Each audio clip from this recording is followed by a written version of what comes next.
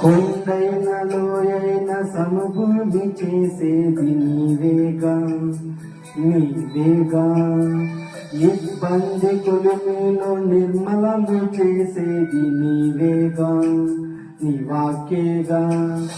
శ్రమలే నన్ను వేధించినను, కలతలే బాధించిన, కృపయే క్షణమైన విడువక మహిమకే చేపించితి.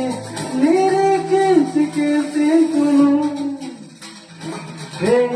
ఎల్హోహిం నీవే, ఎల్ షాddai దేవుడవు. ఏది జరుగు నీవే, స్తుతి ఘనత మహిమ నీకే. మహాగణుడా యెహోవా, మనోహరుడా యేసయ్యా.